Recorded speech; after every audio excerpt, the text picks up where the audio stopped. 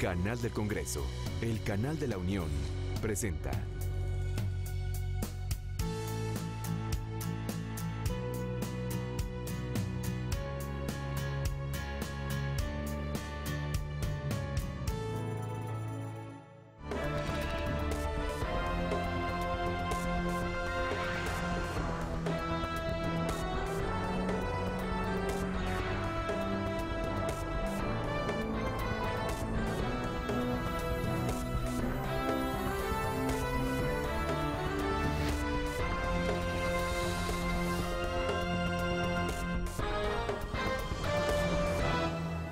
Hola, ¿qué tal? Muchísimas gracias por acompañarnos en la señal del canal del Congreso, el canal de la Unión, en donde le damos a conocer de manera oportuna el acontecer legislativo de nuestro país. En este momento nos encontramos en Jicotencatl, antigua sede del Senado de la República, en donde se llevará a cabo una mesa redonda titulada Escenarios económicos y geopolíticos en Asia-Pacífico. Esto en el marco del Foro México en el Mundo, Diagnósticos y Perspectivas de las Relaciones Internacionales. Es por ello que nosotros lo invitamos a que nos acompañe. Recuerde que está usted en la señal del canal del Congreso, el canal de la Unión. Comenzamos.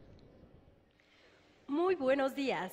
La 62ª legislatura del Senado de la República, a través de la mesa directiva, las comisiones de Relaciones Exteriores y de las comisiones de Asuntos Fronterizos, le da la más cordial bienvenida al Foro México en el Mundo, Diagnóstico y Perspectiva de las Relaciones Internacionales.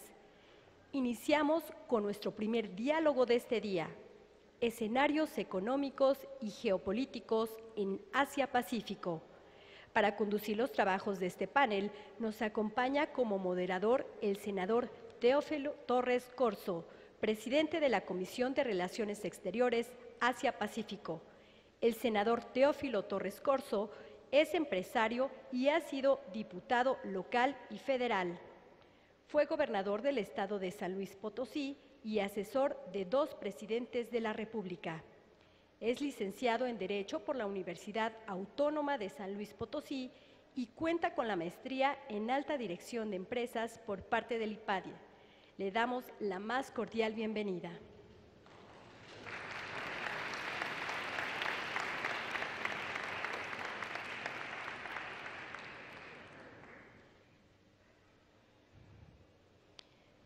Los participantes de este panel por orden de aparición son el doctor Juan José Ramírez Bonilla, profesor investigador del Centro de Estudios de Asia y África del Colegio de México.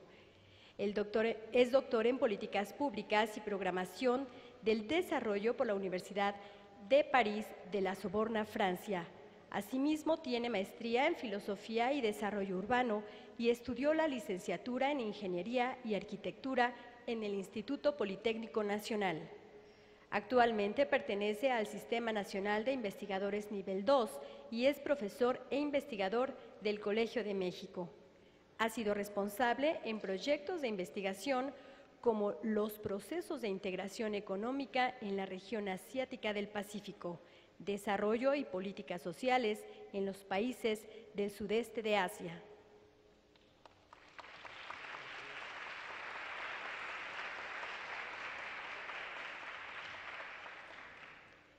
Seguimos con el embajador Federico Salas Lofte, embajador designado de México ante la República de Indonesia. El embajador Salas Lofte es miembro del Servicio Exterior Mexicano desde 1989 y cuenta con una licenciatura en Ciencias Políticas por la Universidad de Harvard, así como con estudios de maestría en la misma disciplina por el Colegio de México. Se desempeñó como embajador de México ante la República Checa y fue coordinador general de asesores en la Secretaría de Relaciones Exteriores, encargado de asuntos políticos en la Embajada de México en Estados Unidos, consejero político en la Misión de México ante la Organización de las Naciones Unidas y director general de organismos internacionales especializados en la Cancillería.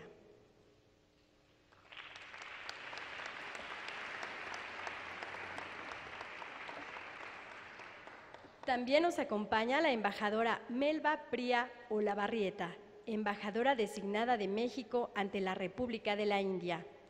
La embajadora Priya Cuenta con las maestrías en Administración y Políticas Públicas y estudios internacionales por el Instituto Tecnológico y de Estudios Superiores de Monterrey.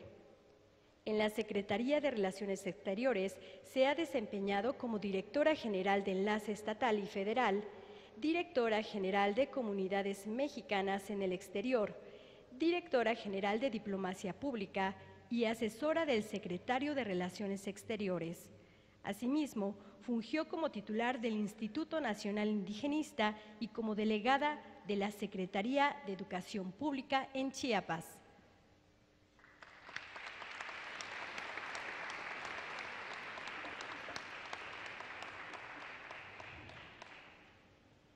También tenemos con nosotros al embajador Sergio Ernesto González Gálvez, embajador emérito de México. Él es licenciado en Derecho por la Universidad Autónoma de Nuevo León. Cursó estudios de posgrado en Derecho Norteamericano y Derecho Internacional en la Universidad de Georgetown, Washington, y recibió el título de doctor honoris causa por la UANL. Ingresó al Servicio Exterior Mexicano por examen de oposición en 1960. Fue nombrado embajador en 1975 y embajador eminente en 1987, así como embajador emérito en 1998. Presentó sus servicios en la representación de México ante la Conferencia de Desarme en Ginebra y en las embajadas de México en Brasil y Japón, país en el que fue embajador en 2 ocasiones. De igual manera, se desempeñó como embajador concurrente en la República de Corea y Vietnam. En la Cancillería fue director general, director en jefe para organismos internacionales, consultor jurídico y subsecretario de Relaciones Exteriores en 2 ocasiones.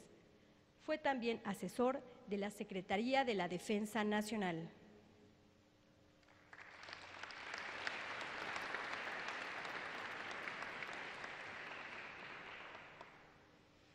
Y por último presentamos al embajador Eugenio Anguiano. Él es profesor investigador del Centro de Investigación y Docencia Económica y ex embajador de México en China.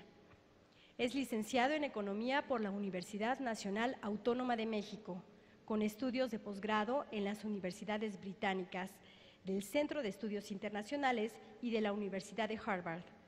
Trabajó en la Secretaría de Hacienda y Crédito Público en la década de los 60, en la Secretaría de Relaciones Exteriores por 21 años y en el Gobierno del Distrito Federal 2 años. Fue embajador de México en Costa Rica, en la República Popular China en 2 ocasiones, Argentina, Austria y simultáneamente representante permanente de México en Naciones Unidas, Viena, Brasil, y representante alterno de México en el Consejo de Seguridad de la Organización de Naciones Unidas. Fue investigador y profesor en el Colegio de México en el periodo 1994-2008, donde ocupó la dirección del Centro de Estudios de Asia y África y la coordinación del programa de estudios APEC. A todos ellos les damos la más cordial bienvenida.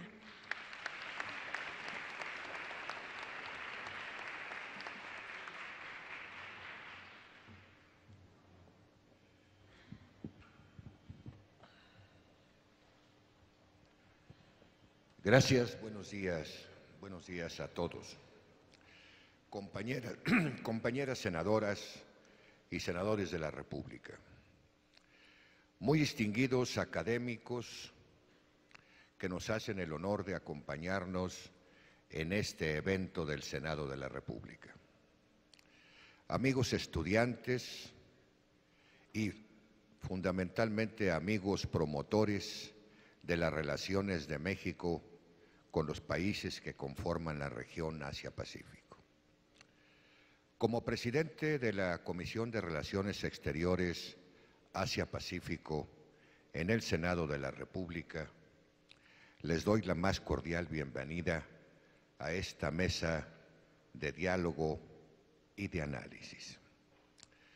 Quiero señalar en forma especial la distinguida presencia que mucho honra al Senado de la República y mucho viste esta reunión, a los señores embajadores de Azerbaiyán, Bangladesh, de Corea del Sur, nuestro distinguido amigo el embajador de Japón, de Rusia, de Vietnam y de Tailandia, así como los representantes de otras distinguidas e importantes embajadas amigas. Damos la bienvenida en este momento al señor presidente de la Cámara de Senadores,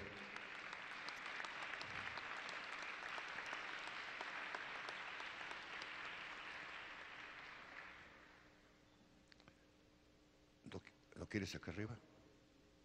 Gracias, señor presidente de la Cámara de Senadores, por honrarnos con su presencia en esta mañana. Decía, en esta mesa tenemos el enorme reto de intercambiar opiniones sobre la región Asia-Pacífico, la región más dinámica en términos de su crecimiento económico y en población. Esta región que se encuentra, sin duda alguna, la mitad de la población del mundo y produce más del 40% del Producto Interno Bruto Mundial y que está conformada por más de 50 países. Para decirlo en forma simple, Asia-Pacífico es sin duda el motor de la economía mundial. Esta mañana, en este espacio de diálogo, contamos con la distinguida presencia y participación de extraordinarios y extraordinarias e importantes personalidades. En primer término, quiero señalar la presencia de nuestra embajadora Melba Pría, embajadora designada en México ante la República de la India. Muchas gracias, embajadora.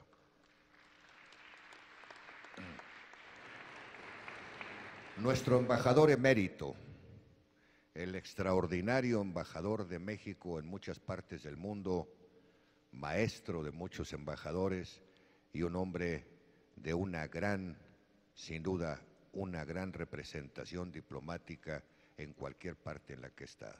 Me refiero al embajador emérito Sergio González Gálvez. Gracias, embajador.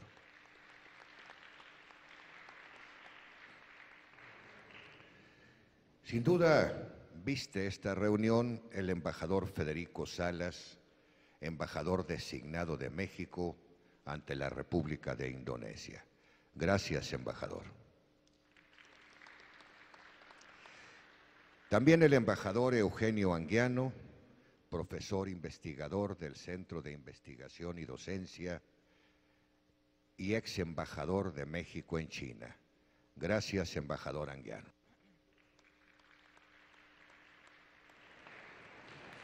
Y por último, y no por ello no menos importante, nos acompaña y agradecemos la presencia del señor doctor Juan José Ramírez Bonilla, profesor investigador del Centro de Estudios de Asia y África en el Colegio de México.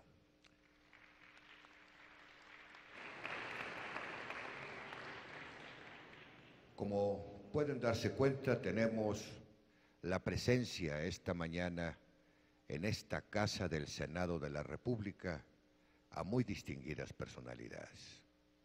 El señor presidente del Senado, quien nos honra haciendo un lapso a sus múltiples ocupaciones y teniendo además la amabilidad, la decencia de no querer subir al foro y querer quedarse.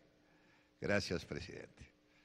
La presencia de los embajadores, extraordinarios e importantes embajadores de Asia-Pacífico en México, y la presencia también de distinguidos panelistas. Hoy sin duda será un evento que tenga conclusiones importantes y que sea sin duda de la mayor relevancia para el beneficio y el futuro de México.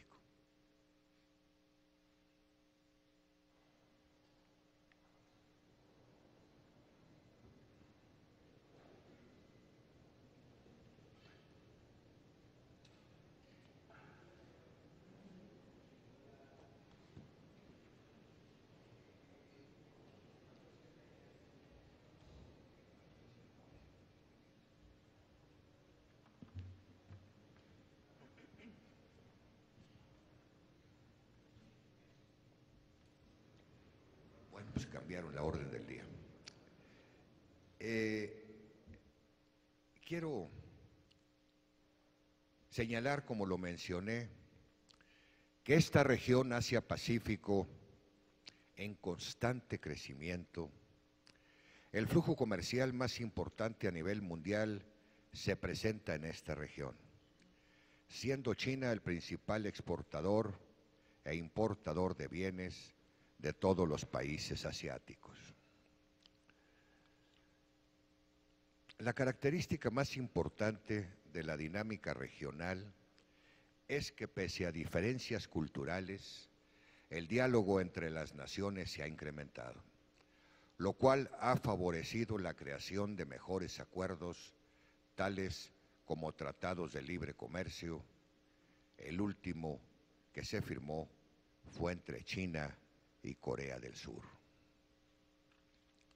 Así también se fortalecen los espacios donde convergen dudas y soluciones al intercambio de bienes, tales como el Foro de Cooperación Económica Asia-Pacífico, la Asociación de Naciones del Sudeste Asiático o el ASEAN. Por lo tanto, la región Asia-Pacífico está cumpliendo un papel central en la economía como en la política mundial.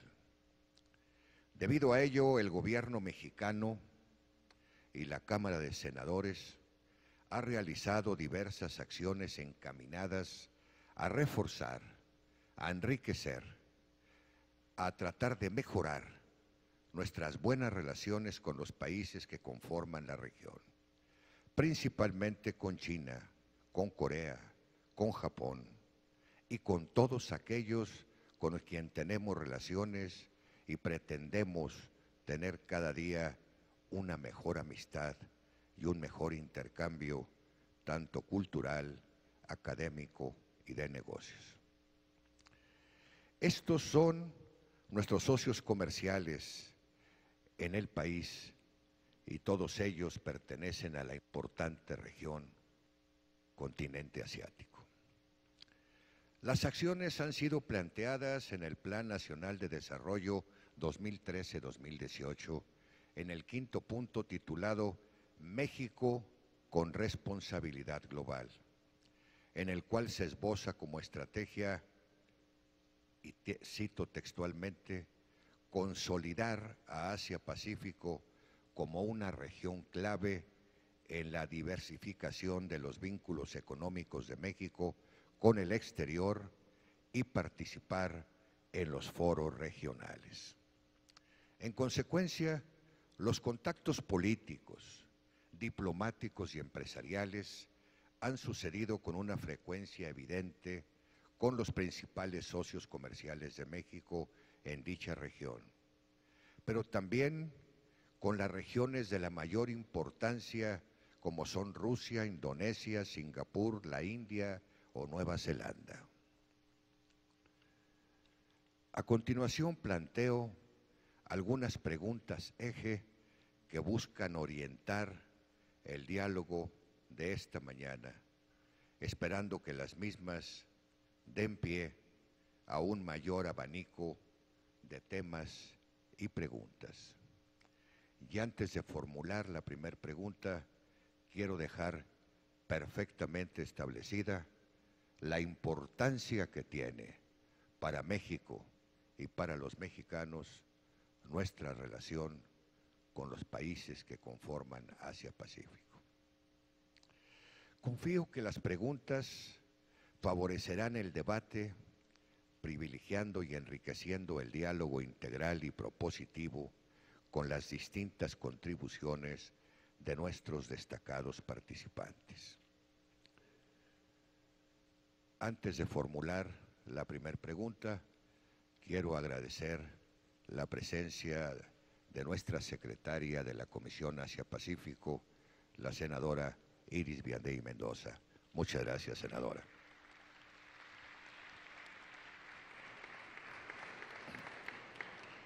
La primera pregunta sería para los señores panelistas.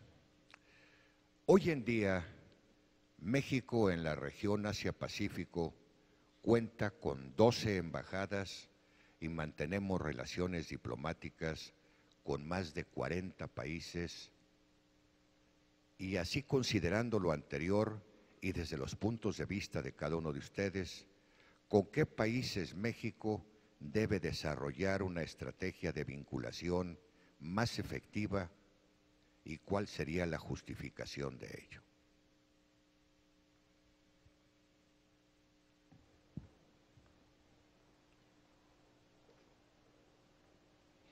Gracias, señor senador, señor presidente, señora secretaria. Gracias al Senado de la República y a la Secretaría de Relaciones Exteriores por organizar este tan interesante e importante foro.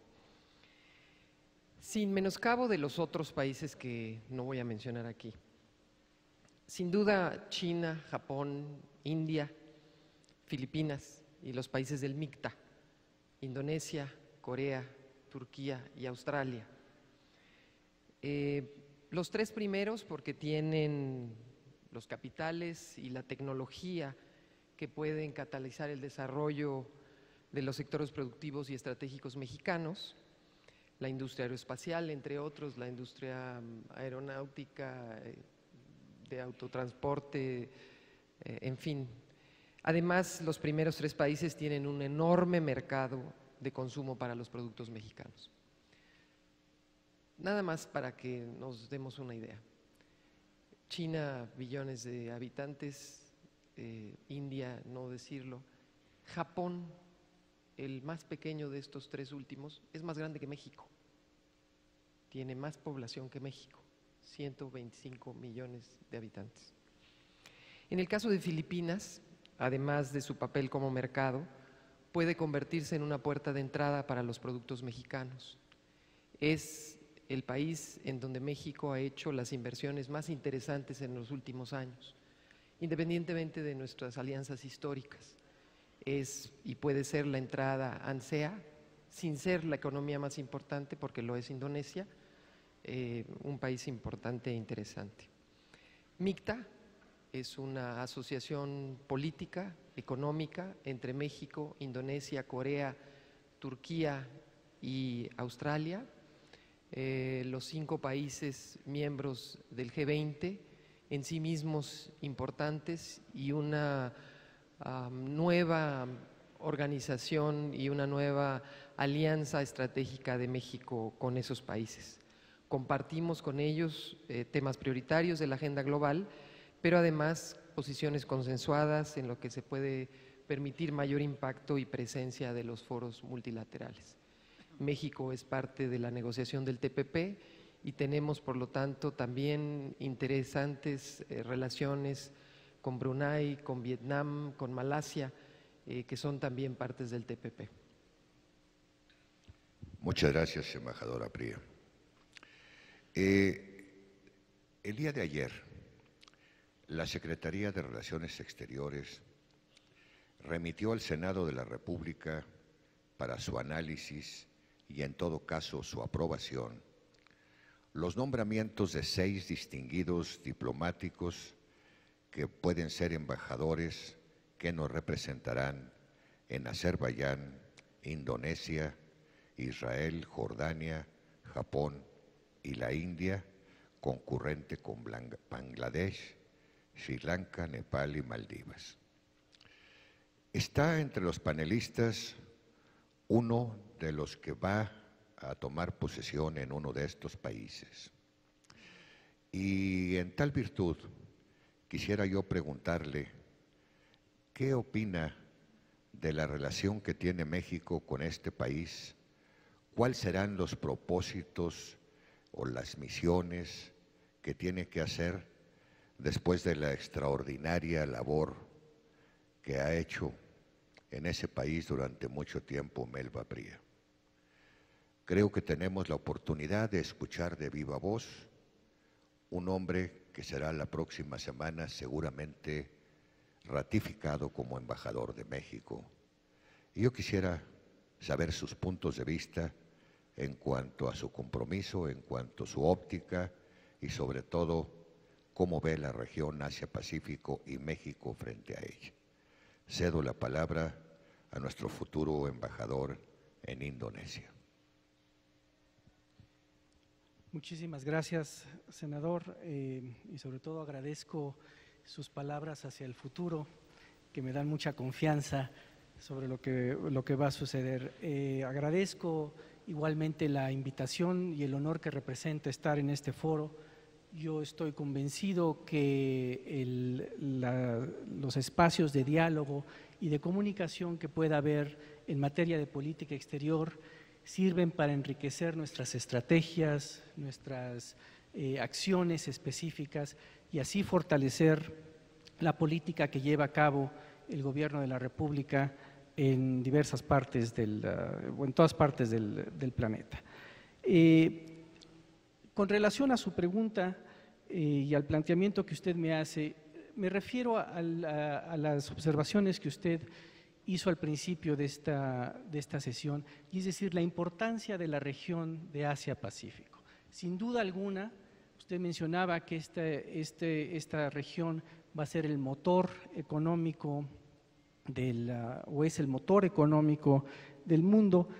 Yo creo que hay que reiterarlo, hay que decirlo, aunque sea muy obvio, hoy por hoy la región de Asia-Pacífico es la más importante zona del planeta, por su magnitud, por el potencial económico, por la densidad demográfica. Ya mencionaba usted que ahí se encuentra más de la mitad de la población del planeta, pero también porque ahí se están gestando fuerzas importantes en materia de desarrollo tecnológico e innovación que seguramente van a transformar el futuro de todo el planeta. A mí me da mucho gusto ver que México, un país que además tiene vocación hacia el Pacífico, presencia en el Pacífico, ha instrumentado diversas acciones que tienen que ver precisamente con el fortalecimiento de su presencia en la región Asia-Pacífico.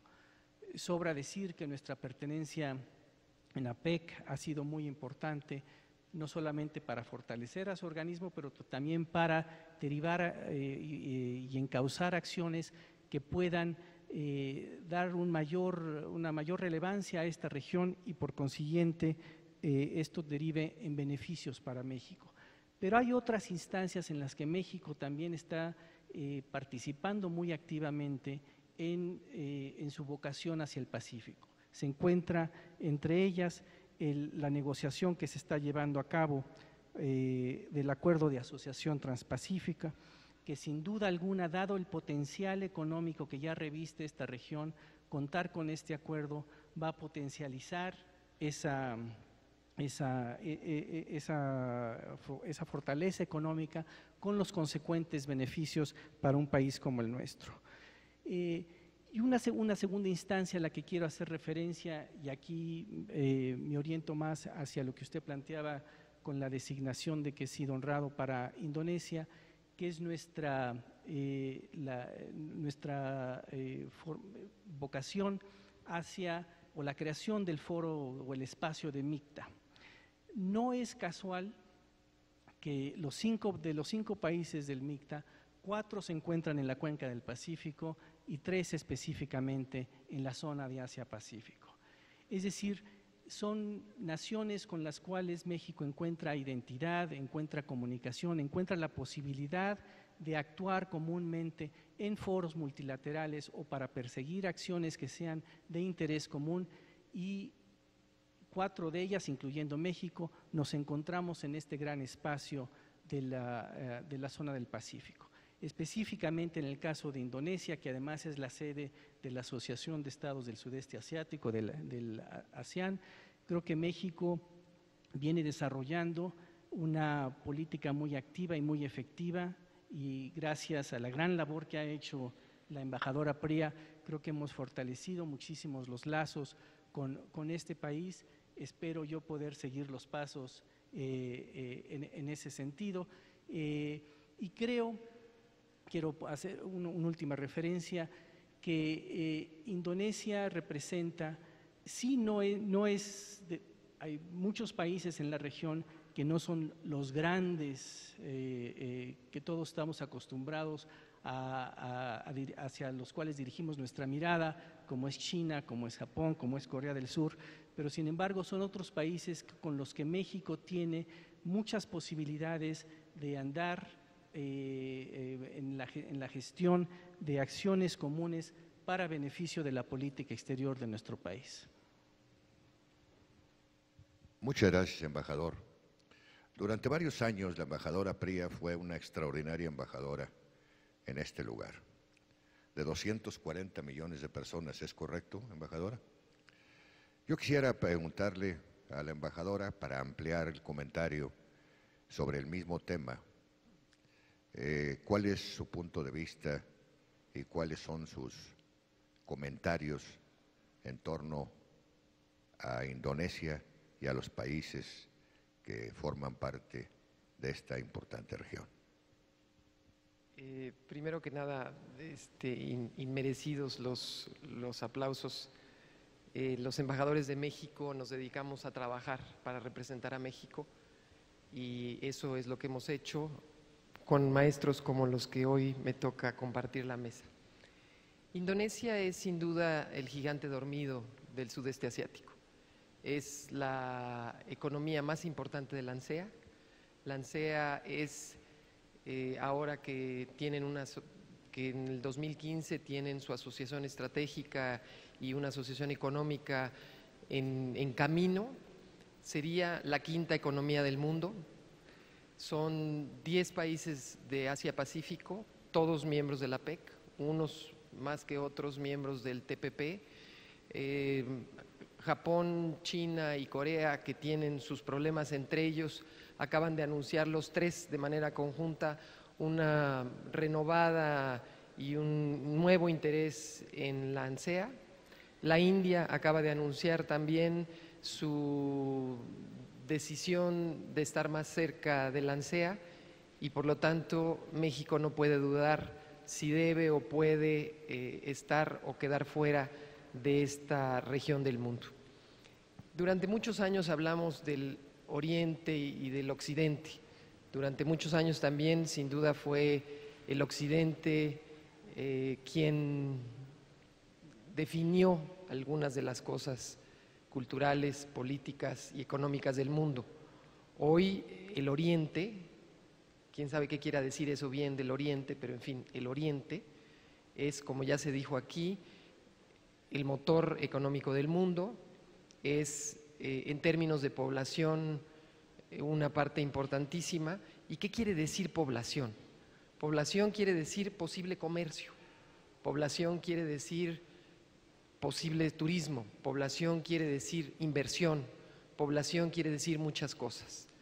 En algún momento hablaremos de los mercados especializados, solamente para que tengan una idea del mercado halal del mundo, de los 1.500 millones de personas que son el posible mercado halal del mundo, 900 millones están en Asia. Entonces hay una gran potencialidad para los mercados de Asia-Pacífico y hay una importancia económica y geopolítica de esta región del mundo. Gracias, embajadora. Quisiera, antes de pasar a otra pregunta, hacer una referencia puntual. Estos foros que está realizando el Senado de la República, por instrucción y decisión de nuestro presidente Miguel Barbosa, tienen la idea de tomar una radiografía con los señores embajadores de las diferentes áreas, con extraordinarios panelistas, de cuál es la posición de México, qué podemos hacer para mejorar nuestras relaciones y qué debemos de tomar en cuenta para que México se sitúe cada vez en un mejor lugar. ¿De qué se trata? Veo muchos jóvenes y muchas jóvenes en este panel, en esta reunión. Creo que lo que principalmente se trata, y así lo ha señalado el señor presidente de la República y también nuestro líder Miguel Barbosa, es de conseguir más y mejores empleos y oportunidades para los jóvenes mexicanos. Las jóvenes y los jóvenes mexicanos necesitan tener preparación, cultura y oportunidades frente al mundo abierto que nos espera en los próximos meses y años. El Senado de la República, por ello, está haciendo estos foros en los cuales está interviniendo todos los países, todas las regiones, todos los embajadores y distinguidos panelistas, a efecto de tener una radiografía, he dicho, muy clara de qué debemos hacer para que todos ustedes y muchos millones que no están presentes de mujeres y hombres jóvenes tengan una mejor oportunidad de vida con preparación, con la cultura necesaria y con las relaciones de este país con esos países para que nuestro futuro sea mejor cada vez. La siguiente pregunta es sin duda de la mayor importancia. Nuestro país participa activamente en organismos y en foros multilaterales y regionales, tales como el Foro de Cooperación Económica Asia-Pacífico, el APEC. En la 26ª reunión anual de líderes de dicho foro, el gobierno chino propuso la creación de un área de libre comercio para la región Asia-Pacífico. ¿Qué lectura, qué opinión, qué punto de vista podemos darle en el análisis de esta propuesta? Y yo quisiera pedirle a nuestro embajador emérito, González Gálvez, que con su experiencia y con su talento nos diera luz en este aspecto. Muchas gracias. Bueno, en primer lugar, señor senador, mil gracias por la invitación a este foro. Señor presidente, lo felicito por esta iniciativa. Yo creo que la posición del Senado en la definición de la política exterior es algo que debe ser prioritario porque en el pasado no se ha definido en términos muy claros. Yo creo que el Senado tiene una función muy importante en la definición de la política exterior y mi experiencia, 42 años en la Cancillería, no me dice que eso haya pasado en tiempos pretéritos. Señor senador, antes de entrar a contestar su pregunta, permítame hacer una referencia a intervenciones en sesiones pasadas de este foro. Ha llamado mucho la atención, al menos en los medios, las declaraciones de los dos ex cancilleres en la sesión inaugural de este foro. En particular, la declaración de uno de los ex cancilleres, en el que yo lo felicito a él, en forma muy propositiva habló de algunos de los problemas y definió su posición al respecto. Sin embargo, en las posiciones que él planteó, creo que las premisas y las conclusiones a las que él llegó son equivocadas. Pregonó nuevamente una tesis que se ha venido mencionando en México de la necesidad de revisar los principios incorporados en la Constitución mexicana, artículo 89, párrafo 10. Y al mismo tiempo señaló que la alianza fundamental de México quizás no debe ser con América Latina, sino debe ser únicamente con Centroamérica y el Caribe. Yo creo que esas conclusiones del maestro Derbez son equivocadas. Y les voy a decir en dos palabras, si usted me lo permite, señor senador, por qué. Los principios, al contrario de lo que algunos que los quieren revisar dicen, no los copiamos de la Carta de la ONU ni de la Carta de la OEA. Los principios surgen de la famosa Declaración Carranza sobre política exterior, muchos años antes de que la ONU se estableciera. Ahora, ¿qué quieren cambiar de los principios? La piedra angular de la política exterior es la prohibición a la amenaza o el uso de la fuerza. ¿Quiere el señor Derbez establecer excepciones a este principio sagrado? A este principio que ha sido violado por la debilidad de los mecanismos de seguridad de la ONU, pero que sigue y debe seguir teniendo vigencia. Respecto al principio de no intervención, se ha hablado mucho. Quizás ahí les falta el elemento jurídico a algunos de los que hablan de este tema. La intervención es un principio dinámico, distinguida audiencia, es un principio que ha ido cambiando, es un principio, o sea, lo que es la violación al principio de no intervención hace 48 años que entré yo a la Cancillería, no es lo que es el principio de no intervención hoy. Pero eso tiene que ver con la voluntad de los estados para irse ajustando a situaciones. Les doy un ejemplo muy claro. En 1960, cuando yo entré a la Cancillería, la cláusula Calvo era sagrada. No había país que aceptara que debía de haber un tribunal internacional para solucionar un problema relacionado con una inversión extranjera. Hoy hay más de 95 países que en sus convenios, México inclusive, que ha aceptado la instancia internacional para resolver problemas relacionados con una inversión. Así ha ido evolucionando el derecho internacional, pero hablar de que debamos de cambiar los principios que están en la Constitución es un craso error y con todo respeto yo sugiero que se piense mejor en una propuesta de este tipo.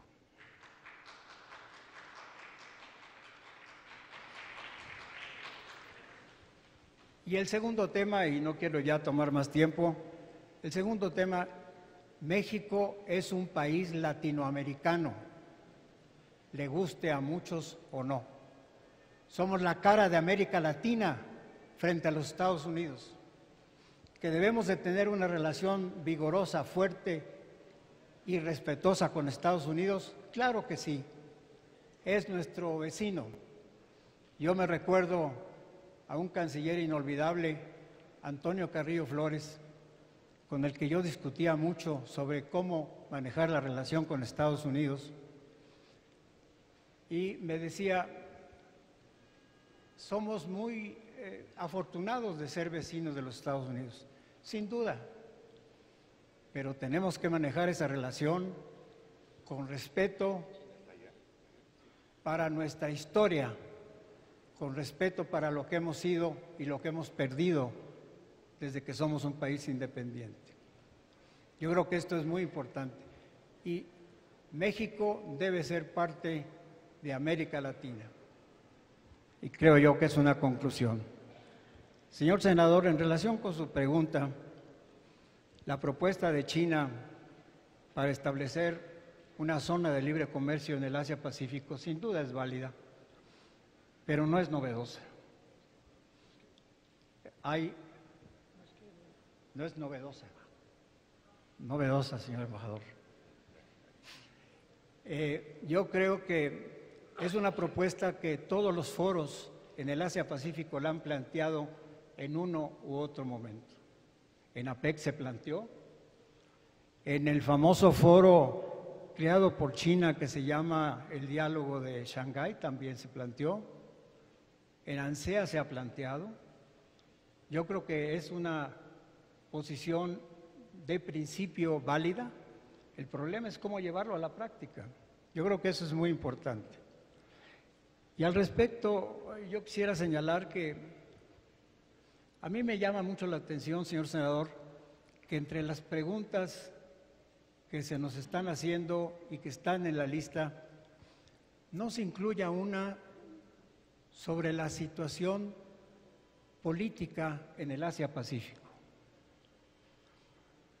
Yo me permití escribir un artículo que quizás algunos de ustedes hayan leído, que se llama México en el Mundo, en una revista que se llama Este País, donde yo reclamaba un poco y me preocupaba un poco que la política exterior de México está quizás demasiado enfocada a los temas económicos, a la promoción del comercio, a la búsqueda de inversiones, pero poco a los problemas políticos que afectan la paz del mundo, cuando en realidad no se puede avanzar en lo económico si no hay mecanismos que mantengan la paz en el mundo.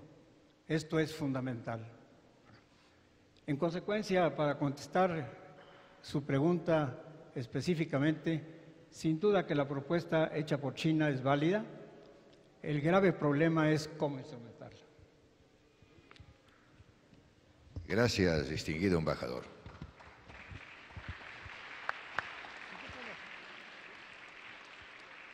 Sobre el mismo tema, quisiera pedirle al señor embajador Anguiano si podría compartirnos su opinión sobre la relación México-China, dónde se encuentra actualmente, qué debemos esperar y qué debemos hacer.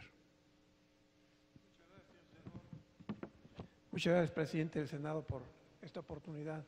Bueno, aquí hay primero un breve comentario. Me parece muy interesante lo que dijo mi amigo y compañero Sergio González Gálvez. Desafortunadamente nuestra Constitución está más agujerada que ningún otro documento. El otro día oí que un experto en esto que dice que son nada más decenas de palabras las originales de 1917 que siguen vigentes. Entonces, no más, desde luego que estoy de acuerdo contigo, Sergio, pero hay que tomar en cuenta eso. Dos, el problema cuando hablamos de cuál es el papel de México en los países de Asia-Pacífico y qué debemos hacer para aprovechar la dinámica de algunos de estos países, pues hay que tener en cuenta dos elementos. La evolución histórica reciente de México en relacionarse con otros países, que empieza, bueno, para citar un caso, con la India en 1950, y luego la evolución que ha tenido el conglomerado de países de la cuenca del Pacífico y los mecanismos que han creado.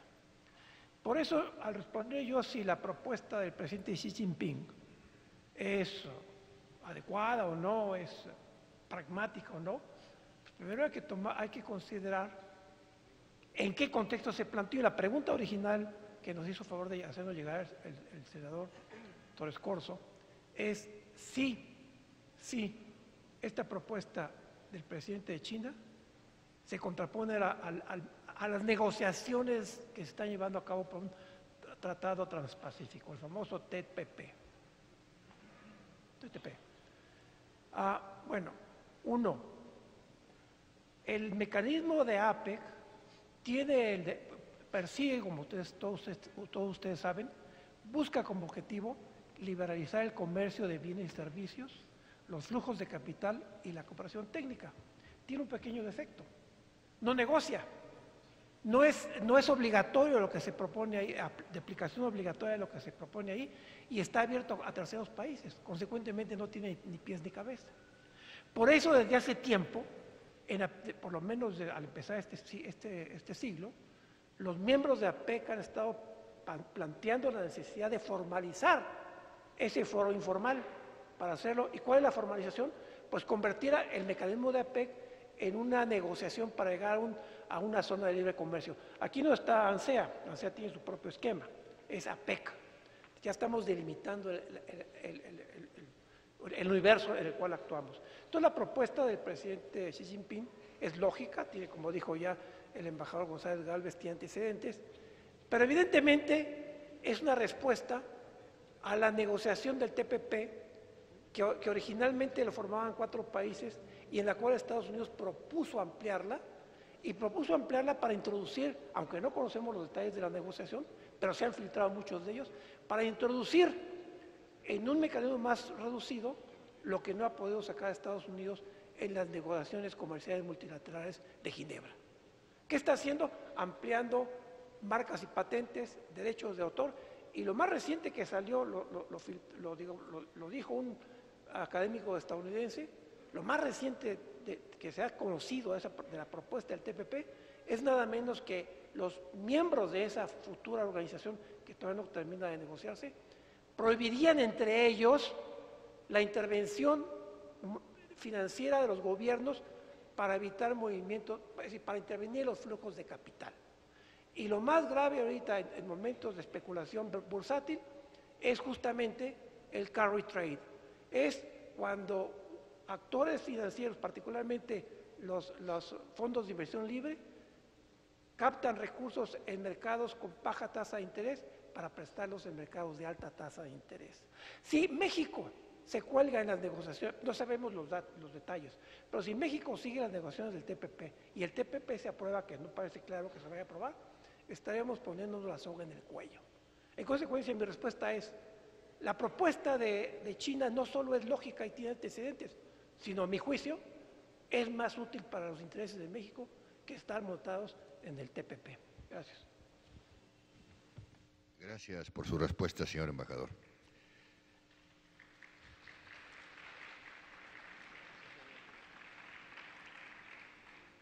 ¿Es el área de libre comercio para la región Asia-Pacífico una iniciativa que en el papel pretende convertirse en una alternativa de acuerdo de asociación transpacífico, el TPP, teniendo en cuenta que aún no culminan las negociaciones entre los gobiernos de los países de la región del TPP?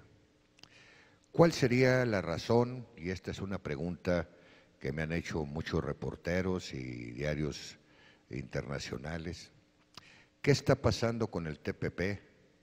¿Cuándo terminarían las negociaciones? ¿Qué ventajas y desventajas observa México en torno a ello? Y en síntesis, ¿cómo vemos el tratado denominado TPP? Quisiera pasarle la palabra para que nos hiciera favor de contestar. En realidad, yo comenzaría diciendo que hay todavía muy pocos elementos de juicio para establecer un balance sobre las negociaciones del TPP. Lo que sí es evidente es que se trata de negociaciones extremadamente complejas. Si uno revisa la página de la Autoridad Comercial de Estados Unidos, podemos ver que se trata de 20 capítulos, la mayor parte de ellos sobre temas extraeconómicos en relación a los temas tratados normalmente por los acuerdos de libre comercio. Y esto es lo que marca la dificultad, añadido el hecho de que se trata de negociaciones entre países con muy diverso grado de desarrollo, por lo tanto, con intereses económicos a veces contrapuestos sobre algunas áreas específicas. Y lo hemos visto a través de la prensa. Gobiernos como el de Chile en algún momento amenazaron con abandonar las negociaciones por desacuerdos con los principales países.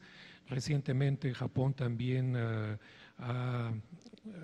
se ha negado a aplicar medidas de apertura económica en los sectores más sensibles, pero lo que me parece en todo caso central en esto, y referido a una de las preguntas anteriores, senador, es que para tratar de entender la función que tiene actualmente el TPP en el contexto del Pacífico, necesitaríamos tomar en consideración cómo ha evolucionado el contexto regional, cuando menos desde el año 2001, para empezar, cuando los Estados Unidos,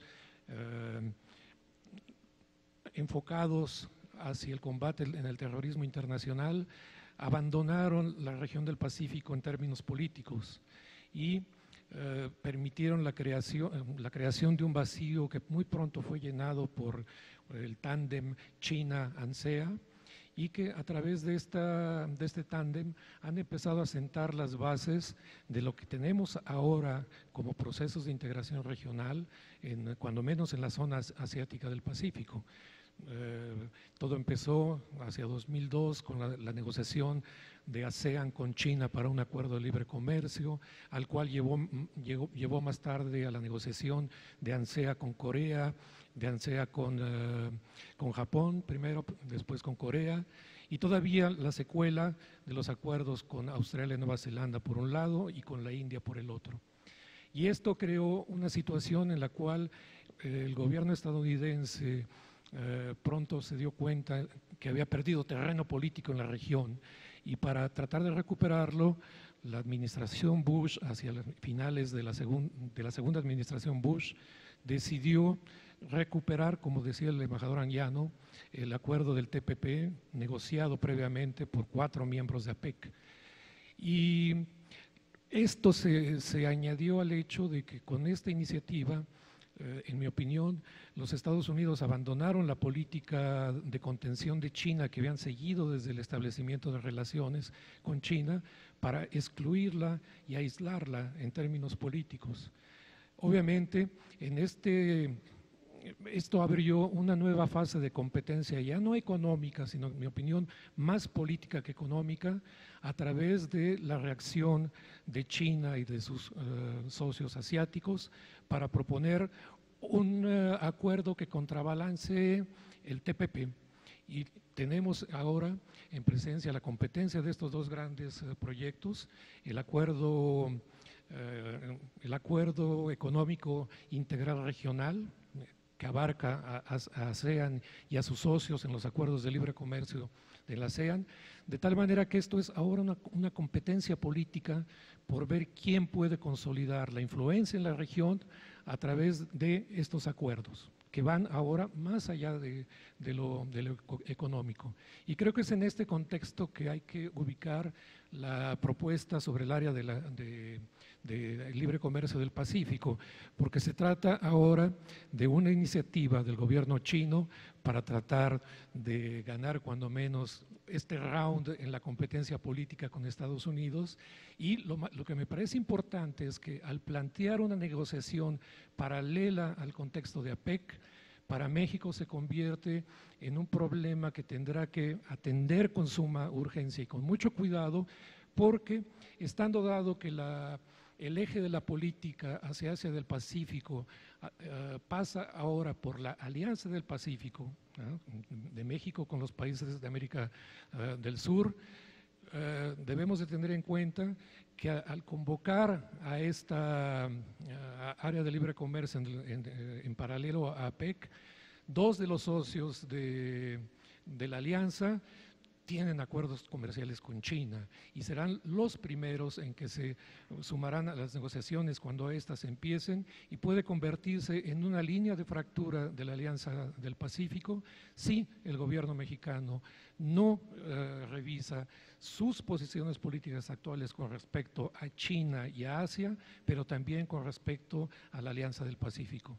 Yo creo que estamos ante un momento crucial, no solo porque esto implica una acomodo en la región del Pacífico que habrá de tener consecuencias para el futuro inmediato y de largo plazo, pero también que habrá de tener consecuencias sobre la manera como el gobierno mexicano ha venido pensando, diseñando y poniendo en práctica su política exterior no solamente hacia Asia del Pacífico, sino también hacia América Latina y hacia América del Norte. Y creo que es momento de que empecemos a reflexionar bajo una lógica diferente la manera de concebir y de poner en práctica la política exterior. Muchas gracias, me parece de la mayor claridad esta respuesta que da mucha luz en torno a este debatido tema del TPP. ¿Alguno de los panelistas quisiera hacer uso de la palabra en torno al mismo tema? Por favor. Muchas gracias, senador. Yo sí quisiera hacer énfasis en un aspecto que ya se mencionaba aquí hace un momento, más allá de las cuestiones estrictamente comerciales y de lo bueno o lo malo que puedan tener las dos propuestas, lo que tenemos que ver aquí también es el escenario político en el que se está planteando. Ya se mencionó, es una iniciativa de las dos grandes potencias comerciales, económicas y políticas del mundo y que están en esa región, que es China y Estados Unidos. Y yendo más allá de los aspectos, repito, estrictamente comerciales, no hay que perder de vista que sí una cosa que estamos viendo y que seguramente vamos a ver profundizarse en los años futuros es una competencia de ambas potencias, no solamente por el aspecto económico, sino también el aspecto militar, el aspecto político, control, presencia en la región de Asia-Pacífico.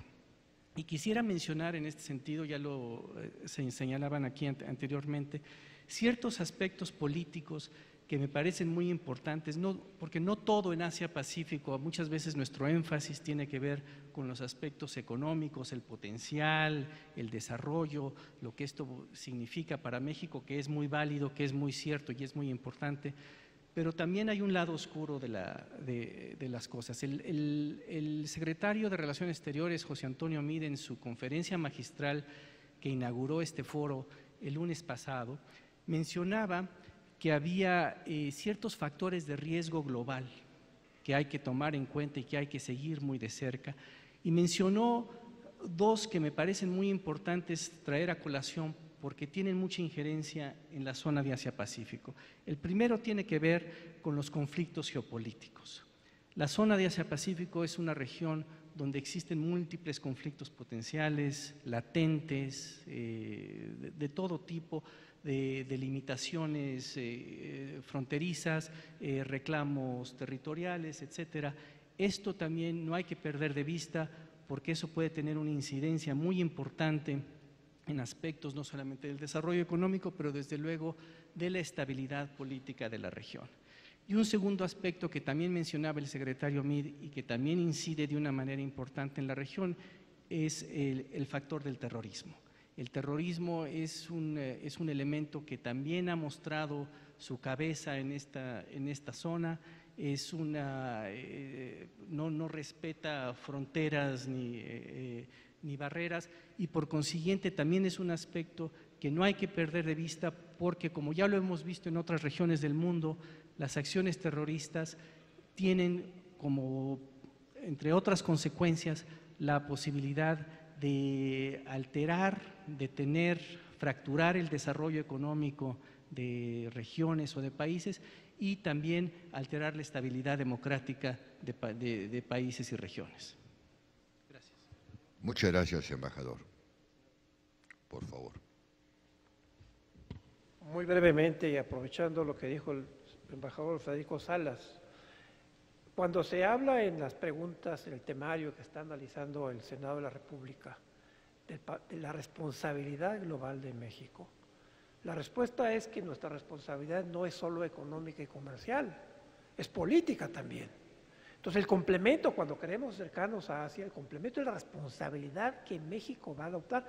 Por ejemplo, no solo en firmar acuerdos internacionales, sino en cumplirlos. No quiero hablar del tema de desapariciones forzadas, pero ahí está vivo. Entonces, para mí el planteamiento político, geopolítico que tiene y que está haciendo seguramente la Cancillería mexicana y que el Senado de la República seguramente también tiene elementos para hacerlo, es analizar con cuidado la responsabilidad política de México para contribuir al mantenimiento de la paz y la seguridad internacionales. Embajadora Priega. Mucho se ha dicho sobre Asia-Pacífico, pero Asia es más que Asia-Pacífico. Estamos hablando de la cuenca del Pacífico, de la cual México es parte, pero se nos olvida el sur de Asia y el norte de Asia. Hemos hablado del norte de Asia a partir de que hablamos de China, Japón y Corea, y lo que eso significa y las tensiones inclusive entre Norcorea, Surcorea, etcétera, etcétera. Pero si a esta enjambre de cosas le aumentamos el sur de Asia, o sea, la India, Bangladesh, etcétera, etcétera, Rusia, sin duda ahí se nos complica el enjambre. Lo que es importante para México, independientemente del tema económico, que es importante, ¿por qué el tema económico es importante para México? Porque significa trabajo para México, significa ingresos para México, significa que los mexicanos tengan trabajo. Pero nosotros somos actores políticos en una región geopolíticamente compleja. Somos miembros de Asia-Pacífico. Asia-Pacífico no está allá. Alguna vez el primer presidente de Indonesia dijo que México e Indonesia eran vecinos porque los lavaba el mismo océano. México es parte de Asia-Pacífico. Me sorprende a veces cuando decimos cuál debería de ser nuestra política Asia-Pacífico, como si Asia-Pacífico fuera una región distinta a la región en la que pertenece México. México pertenece a Asia-Pacífico y Asia-Pacífico pertenece a Asia. La región geopolítica de gran importancia es esa. Están sucediendo cosas, las tensiones mundiales están pasando por Asia-Pacífico, están pasando por Asia y México es parte de ella. Por favor.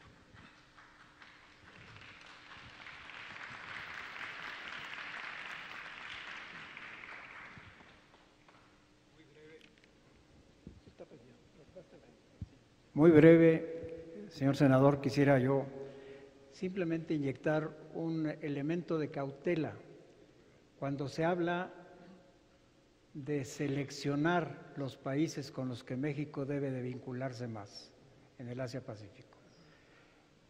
Esa selección es muy peligrosa, sobre todo cuando vemos que en Asia-Pacífico ya hay una regionalización muy definida en varios ámbitos, ¿no? Yo creo que no debemos de poner demasiado énfasis en seleccionar. Todos los países de Asia-Pacífico son importantes para un país como México, como bien dice la embajadora, que es de Asia-Pacífico. Yo creo que eso es fundamental que lo tomemos en cuenta. Gracias, señor embajador González Gálvez. La siguiente pregunta sería, en Asia existen más de 70 acuerdos comerciales, tratados de libre comercio, acuerdos de complementación, acuerdos económicos, acuerdos bilaterales, tanto a nivel regional como a nivel interregional. En este contexto, ¿qué implicaciones tiene para nuestra nación la multiplicación de tratados comerciales bilaterales firmados entre los países que conforman esa región? Si alguien quiere hacer uso de la palabra de los panelistas.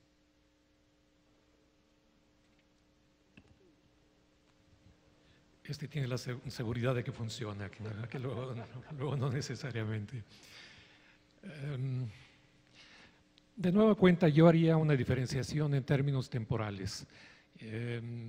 Si nos atenemos al hecho de que México está fuertemente integrado a América del Norte, tanto en términos financieros como en términos comerciales, obviamente que las relaciones con socios de otras áreas, puede ser Europa, puede ser Asia, ocupan un lugar secundario. Y en ese contexto, la negociación de acuerdos entre socios diplomáticos de México, pero que tienen muy poca relevancia para nuestro país en la actualidad en términos económicos y financieros, en realidad tienen muy pocas repercusiones sobre la evolución de nuestras relaciones económicas internacionales. Lo que sí me parece importante, y yo ahí sí tendría una opinión un poquito diferente a la del embajador González Gálvez, es que si bien es cierto que no podemos hacer una discriminación a rajatabla de nuestros socios comerciales, yo creo que sí es el momento de hacer una diferenciación en términos de cuáles son las áreas que definen la relevancia de un socio para nuestro país. Por ejemplo, Yo creo que en términos financieros no todos los países son iguales y por lo tanto los esfuerzos en términos político-diplomáticos necesitan ser diferenciados. En el caso de las relaciones de México, el principal socio financiero es Europa, en segundo lugar viene Asia y dentro de Asia el principal socio financiero es Japón, Corea, Taiwán, Singapur, India. Y en ese sentido creo que podría hacerse una diferenciación en términos de las áreas que son de interés para México. En el terreno comercial la diferenciación es completamente diferente, pero nos vamos a encontrar nuevamente ahí algunos de los mismos países, aunque el orden jerárquico sea totalmente diferente. Y finalmente decíamos que en la actualidad tampoco nos podemos limitar únicamente a los campos económicos. La cooperación política creo que es uno de los ejes principales que permitiría a México salir de este aislamiento relativo en el cual nos encontramos justamente por haber privilegiado una política exterior basada sobre ejes económicos a una conjugada con ejes políticos.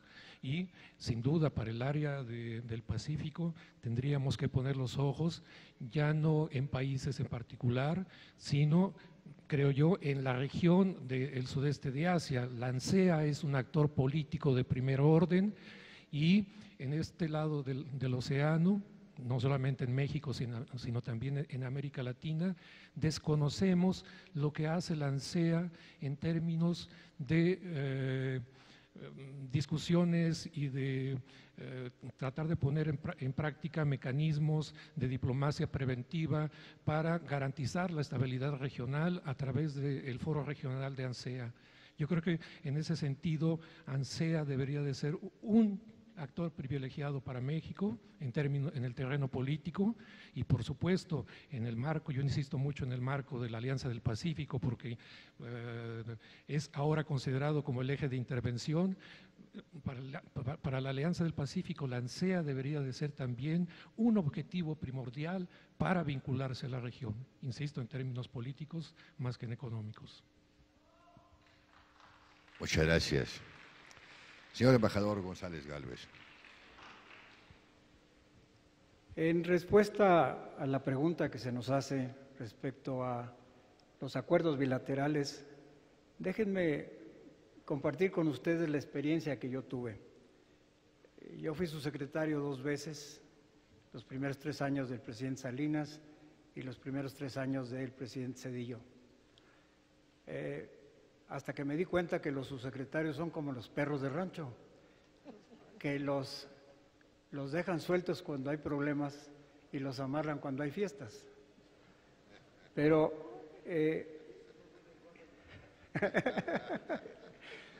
sí les puedo decir que en APEC, el grave problema de APEC es que no está en un tratado, no está consagradas las obligaciones en un tratado.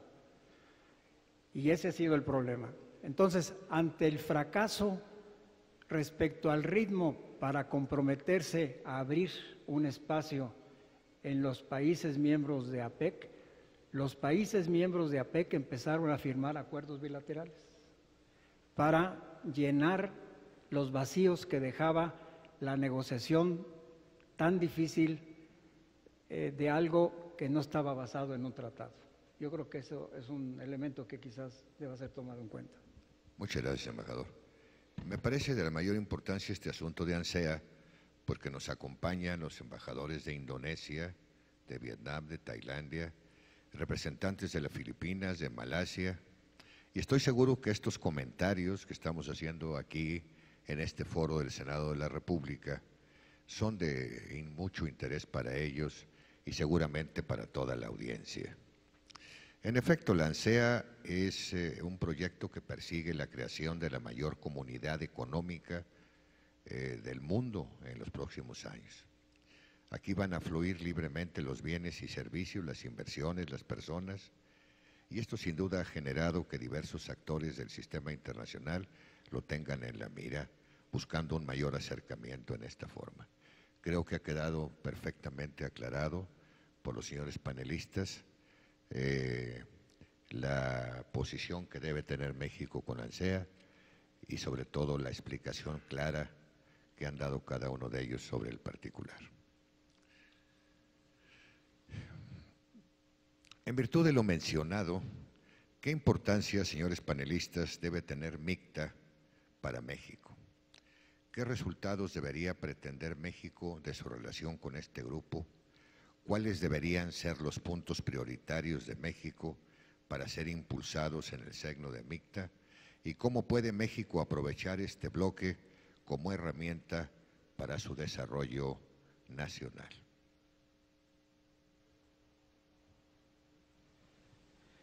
Gracias, senador.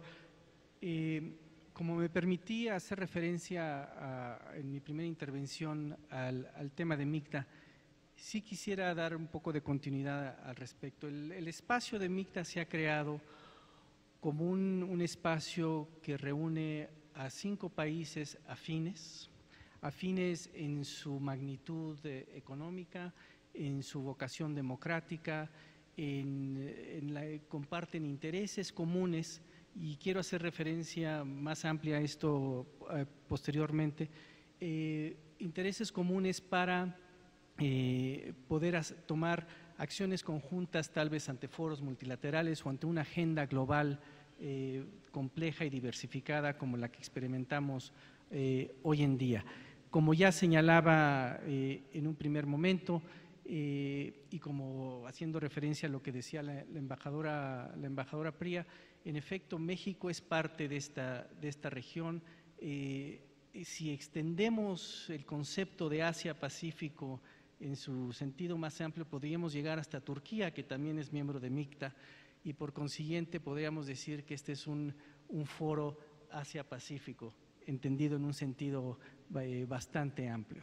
Pero lo importante de esto es que le da a México posibilidades para actuar junto con países afines que tienen preocupaciones comunes, que provienen de regiones muy distintas independientemente de que se ubiquen en zonas geográficas, 3 de ellos en la zona geográfica de Asia-Pacífico, pero con intereses muy diversificados, y que por consiguiente podemos, tal vez en un futuro, esto no se está planteando en este momento para MICTA, pero sí poder tal vez ir de la mano para hacer propuestas más pues de mayor alcance, de mayor envergadura en la agenda global. Y en este sentido yo quisiera apartarme un momento de MICTA para señalar que un aspecto adicional que me parece a mí muy importante en nuestra relación política con Asia-Pacífico es que con estos países de esta nuestra región, también podemos no nada más actuar en lo que es ese ámbito geográfico, sino también en los foros multilaterales.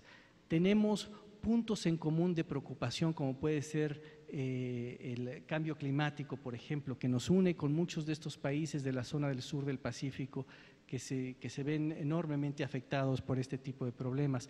Ya mencionaba yo el tema de terrorismo hace un momento, el problema del narcotráfico. Es decir, hay puntos de interés que nos unen de manera muy diversificada con países de diferentes niveles de desarrollo económico, de magnitud en población, pero que sin embargo podemos junto con ellos fortalecer una relación que nos permita actuar juntos en diversos foros multilaterales. Y en este sentido, regreso a lo que decía el embajador González Gálvez, que no podemos hacer distinciones, porque en este sentido, con algunos de estos países con los que tal vez la relación bilateral de México no sea muy grande en términos económicos o muy intensa en términos políticos, o no haya un gran intercambio de turismo, pero podemos de manera conjunta presentar iniciativas o promover acciones que son de interés común en foros como Naciones Unidas o en otros. Gracias. Gracias, embajador. Embajadora Melba Pría. Sobre MICTA. MICTA no es un bloque. Son un grupo de 5 países que pertenecemos al grupo de los 20. Si nos juntamos, hoy por hoy somos la quinta economía del mundo. Y yo creo que uno de los puntos interesantes de MICTA es que nos saca de nuestra zona de confort. Nos saca absolutamente de nuestros socios tradicionales. México, Indonesia, Corea, Turquía, Australia. No importa cómo dibujemos las líneas, son líneas muy lejanas. Entonces, para México y para todos los socios de MICTA, pensar en MICTA ha sido el primer reto. Sonaba muy bien eso de que, bueno, vamos a juntarnos, somos socios afines, tenemos más o menos las mismas economías, podemos hacer planteamientos interesantes, pero ha sido un trabajo bilateral y multilateral importante de ponernos en la misma lógica de saber qué queremos con MICTA. No somos un bloque dentro de G20, no queremos ser el contraespejo del BRICS, no queremos ser el MISTA, no queremos ser todas esas cosas que todo el mundo nos va poniendo sellos. Pero ¿qué es MICTA? MICTA es la gran posibilidad para los miembros del MICTA de hablar, sí, con países afines, pero fuera de nuestra zona de confort. Y eso es lo que es interesante para México. Regionalizarse sin regionalizarse. Hacer una región que es distinta a una región geográfica, que es más una región estratégica. Asia-Pacífico en particular y Asia en general es una región con muchos conflictos, con conflictos soterrados y conflictos reales. Esperemos que nunca lleguemos a más allá de eso, pero así como se dice que el siglo XXI es el siglo de Asia y quizá en algún momento el siglo de África, ojalá, y América Latina y en particular México es parte de la región de Asia-Pacífico, ojalá no sea el siglo XXI el siglo de los conflictos de Asia-Pacífico. Hablamos así muy por encimita de Japón y China y de Corea, pero hay tensiones latentes con el mar de la China. No hemos hablado suficientemente de la India, pero la India tiene conflictos importantes en sus fronteras de muchos tipos. Es un país inmenso que está y se siente como si fuera una isla. Hay hegemones económicos más allá de la China en Asia-Pacífico. Japón, a pesar de sus problemas económicos, sigue siendo un factor económico en la región y geopolítico en la región. Corea cada vez más tiene puntos importantes de negociación en sus posiciones tanto políticas como económicas. Sus tensiones entre el sur y el norte, ahí están, que no se nos olviden. Y lo que esos países del norte de Asia significan para cada uno de ellos y para la región de Asia-Pacífico. ANSEA, sin duda, como una fuerza económica, digamos, naciente, latente, presente, pero quizá también como un balance para la fuerza política que significa el norte de Asia. Y la India, coqueteando en sus posiciones de no alineación, sin duda con Rusia, pero también con Estados Unidos, con una relación muy conflictiva con China, pero importante, con una visita reciente a Japón, pero con problemas con Pakistán. Pakistán, Afganistán, ¿son parte de Asia o son ya parte del Medio Oriente? Pero Medio Oriente pues también es Asia. Entonces, hablar de Asia-Pacífico, hablar de Asia en general, es hablar de una región, sí, muy rica económicamente, sí, muy rica poblacionalmente, pero también de una región con altas probabilidades de conflicto en el Mar de la China, en el Océano Índico, una región geopolítica para todo esto que estamos hablando del comercio internacional, en donde cada vez más se estrechan los canales de paso entre las diversas regiones del mundo. Y por eso es tan importante que el Senado de la República haya abierto un foro específico sobre una región tan rica y tan importante del mundo. Muy bien, embajadora, muchas gracias. Por favor, embajador. Solamente agregar a lo que ya explicó Melba Pría muy bien. que el MICTA surge dentro del esquema del G20, que a su vez es un subproducto de las negociaciones monetarias y financieras internacionales que no ha podido avanzar esa negociación. Sí, el G20 es un invento ad hoc para poder, es como cuando está la asamblea, el plenario, no se avanza, se convoca un grupo de trabajo a ver si se traban las cosas. Yo no sé si el MICTA tendrá, más allá de de esas coincidencias que pueda haber en la negociación monetaria y financiera, para cambiar la arquitectura monetaria y financiera del mundo, que es el gran problema, pueda, después de que fracasen o solucionen algo en el G20 y en el Fondo Monetario y en el Banco Mundial, seguir avanzando. No lo sé. Gracias, embajador. Antes de pedirle a nuestro presidente del Senado que diera por concluidos los trabajos de esta reunión sobre Asia-Pacífico, yo quisiera darle la palabra a nuestros jóvenes invitados, intercambiar con algunos de ellos algunas opiniones, por lo que pido a la maestra de ceremonias, si tiene alguna pregunta ya realizada, las lea y deje abiertas las respuestas por parte de nuestros panelistas. Por cuestión de tiempo, yo pediría que fueran 3 o 4 preguntas. Si ya tiene alguna y si no, para que hagan favor de levantar la mano.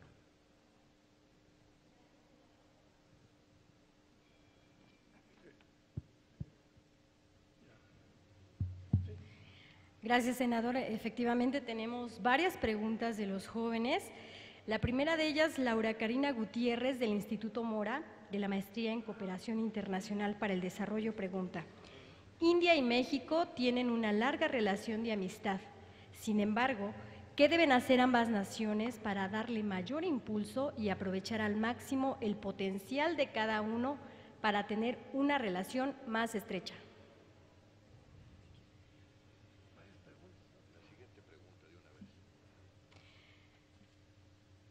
De Mario Rodríguez Cárdenas, de Negocios Inteligentes, pregunta: Corea tiene un enorme avance a nivel mundial en cuanto a educación y a tecnología.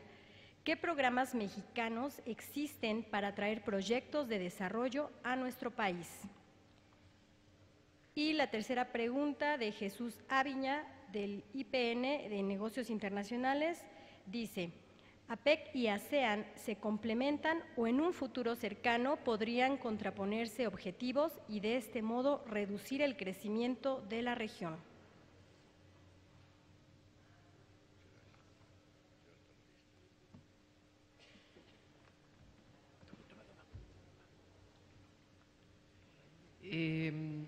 Muchas gracias por la pregunta sobre la India. México ha tenido importantes relaciones no solamente con la India, sino con los 12 países que se mencionaron y muchos otros, 12 embajadas residentes, pero relaciones con muchos países del Asia.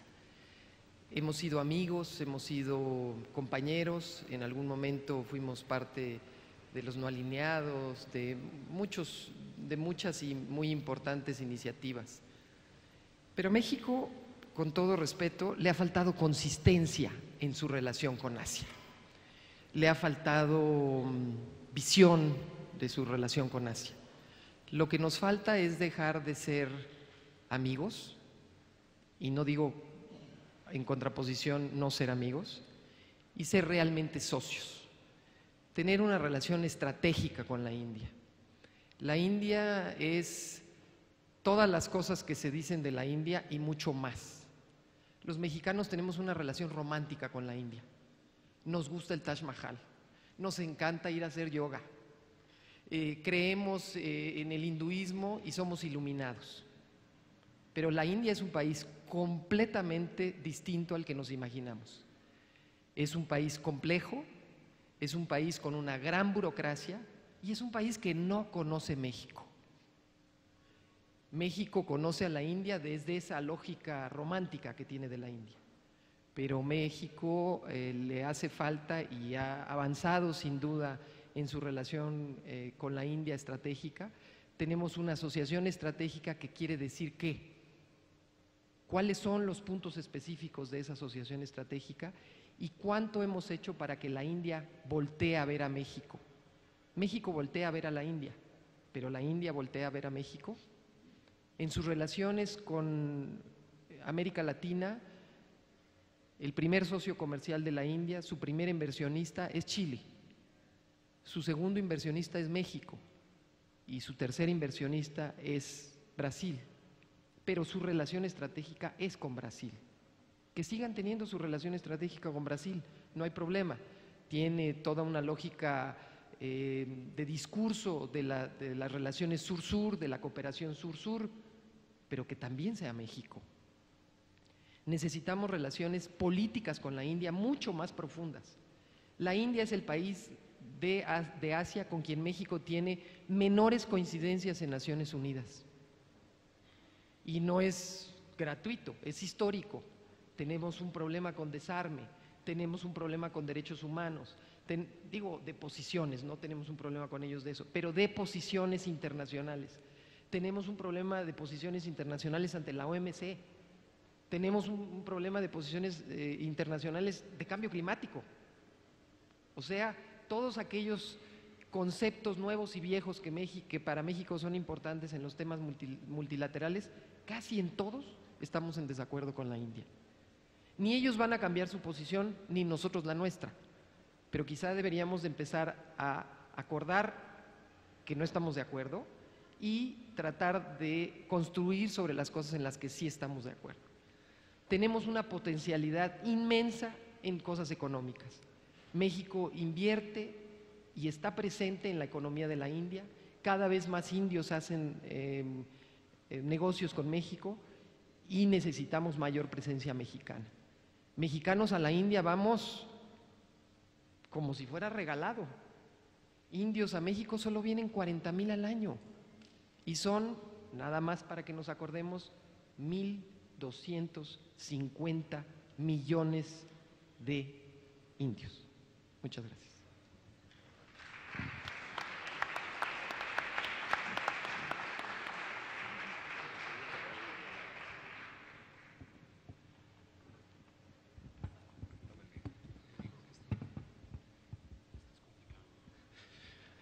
En relación a la pregunta con Corea, ustedes disculparán, pero me va a salir mi ángulo de profesor universitario. Yo comenzaría tratando de explicar que cuando trabajamos en México sobre temas de Asia y nos encontramos con la literatura anglosajona, uno de los rasgos principales que encontramos en la literatura inglesa es que los países de Asia son considerados como los eternos contrincantes económicos. En los años 80 Japón era considerado el número 1 en contraposición a Estados Unidos. Japón entró en un periodo de dificultades económicas y ahora es China el contrincante de los anglosajones. Pero cuando estudiamos Asia desde la perspectiva de México o de América Latina, algunos de nosotros solemos poner más que nada el énfasis sobre cómo estas sociedades sirven de ejemplo a México, a los países latinoamericanos en vías de desarrollo. Y el caso de Corea creo que es un arquetipo de ese ejemplo, de los ejemplos exitosos asiáticos. En los años 70, 80, cuando la mayor parte de los jóvenes ni siquiera creo que eran proyectos familiares, en la literatura era muy común hablar de manera despectiva sobre Corea en torno a su proyecto de desarrollo industrial. Se decía que iba a ser un país maquilador, como después se dijo de México con el Telecán, que iba a quedar sometido a las fuerzas transnacionales, etcétera. Y en aquel entonces el PIB en general de Corea era inferior al PIB de México, el PIB per cápita también estaba muy por debajo del mexicano. Sin embargo, 30, 40 años después, habremos de reconocer que las condiciones son completamente diferentes. Hace 2 o 3 años, Corea ha sido reconocida por el Fondo Monetario Internacional como un país avanzado, es decir, se ha incorporado al club selecto de las economías avanzadas, y en México seguimos siendo un país en desarrollo. Y esto viene a colación porque la pregunta concreta realizada esta mañana tiene que ver sobre las políticas de educación y desarrollo tecnológico. Si Corea ha llegado a convertirse en una economía avanzada es porque tuvieron la capacidad para transitar de un proceso de industrialización basado en la industria pesada a uno en las industrias de la comunicación y de la informática.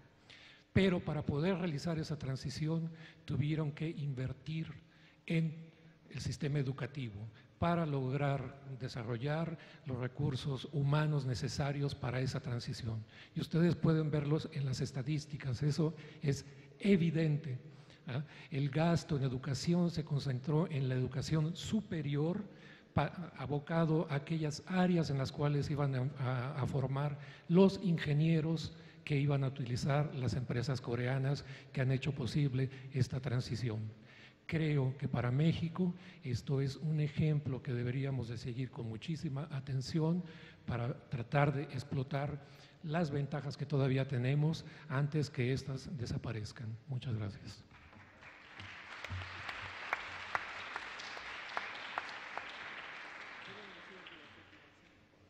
¿Alguien más desea usar la palabra?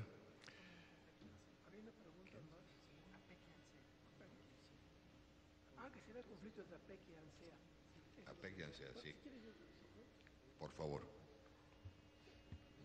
En cuanto a si APEC, que es un foro, un mecanismo de conferencias, y ANSEA, que es un proceso formal de integración al estilo asiático, como dicen ellos. No empezaron con una carta magna, sino trabajando, y años después hicieron su carta magna, ¿no?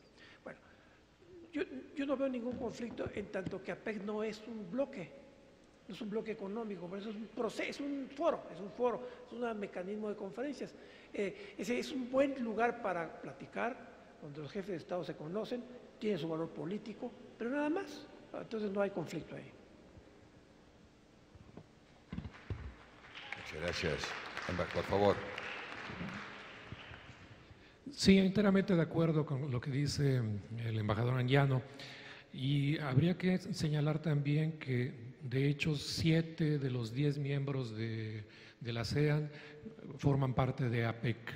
Ahora bien, lo que me parece interesante es que en este contexto nuevo de APEC, con la propuesta del área de acuerdo de libre comercio de Asia-Pacífico, y estando dado que la propuesta de negociación de esto será no dentro de APEC, sino de manera paralela, es muy seguro que al momento en que los 7 miembros de APEC de ASEAN se suman a la negociación, empujarán también para que los 3 países que no participan en APEC participen también en las negociaciones del área de libre comercio. De tal manera que, cuando menos en el corto o mediano plazos, es muy difícil prever que haya un conflicto entre ambas instancias. Más bien, lo que podríamos pensar sería una convergencia entre ambas y, por lo tanto, una repotenciación del proyecto del área de libre comercio de Asia del Pacífico. Gracias, embajadora Prea. Una nota más sobre APEC y ANSEA, y es el valor estratégico para México de ambas. Criticamos mucho a APEC porque todos esperamos más de APEC de lo que APEC es, pero para México APEC ha sido importante porque por lo menos una vez al año el jefe de gobierno mexicano, sus secretarios de Estado se reúnen con los jefes de Estado de la Alianza de la Cuenca del Pacífico. Es un valor estratégico y es un valor político para México ser miembro de la APEC.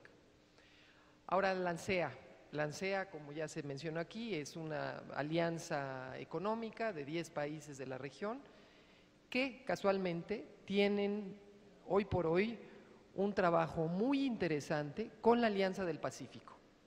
ANSEA y la Alianza del Pacífico se han reunido por 2 ocasiones. Hay una hoja de ruta para relacionarse como bloques, la Alianza del Pacífico con la ANSEA, para aprender el uno del otro, para quizá empezar a comerciar y ahí otra vez el valor estratégico que México, como parte de la Alianza del Pacífico, independientemente de las muchas cuestionamientos que se hicieron en la mesa sobre la Alianza del Pacífico y la relación con ANSEA. O sea, cómo México, siendo parte de un mecanismo económico, digamos, del Pacífico americano, se hace socio de un bloque económico del Pacífico asiático. Ahí la importancia de ANSEA y la Alianza del Pacífico como una estrategia nueva. México ha tratado de ser miembro de diálogo, miembro observador de la ANSEA y no ha podido. Primero porque no se pudo, después porque había una moratoria y ahora porque sigue la moratoria. Entonces, el hecho de el diálogo entre ANSEA y la Alianza del Pacífico le da una ventaja competitiva a México también en estos mecanismos. Muchas gracias. Señor embajador. Yo simplemente quisiera hacer una respetuosa recomendación a los jóvenes. Hay un foro que yo les ruego que tomen como punto de referencia para analizar los problemas estratégico-militares que afectan el Asia-Pacífico. Me refiero al foro Shangri-La, que es el nombre de un hotel en Singapur y que se reúne anualmente. Es un foro en el que, por cierto, México participa, lleva ya un año de que está participando. Es básicamente intercambio entre militares de alto nivel y primeros ministros del Asia-Pacífico, donde se están analizando los problemas que afectan a la región, que son muchos y que de una forma u otra pueden afectar los esfuerzos de cooperación económica de los que hemos hablado aquí. Muchas gracias.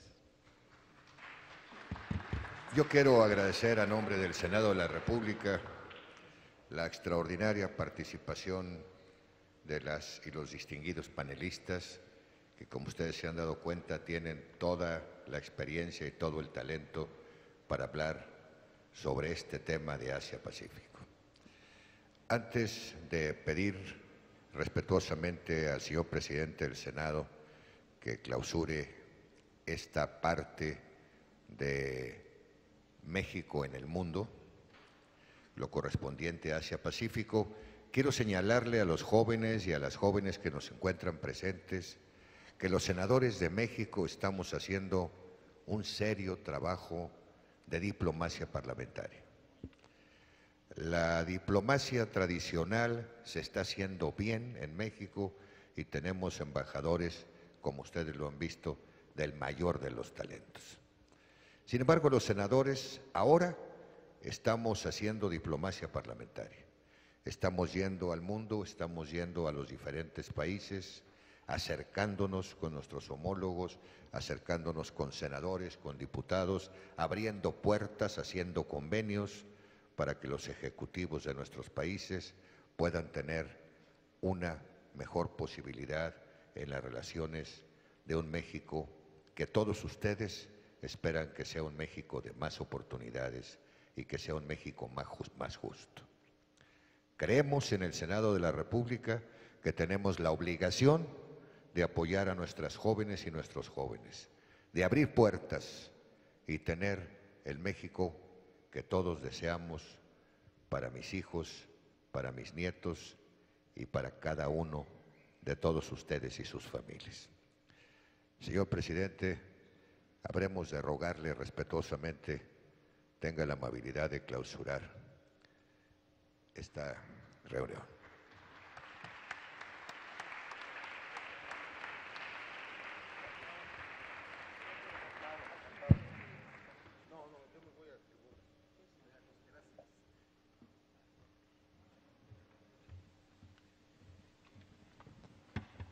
Vengo como ustedes a acceder al mundo de la diplomacia, escuchando las disertaciones de personas conocedoras del tema, de excelentísimos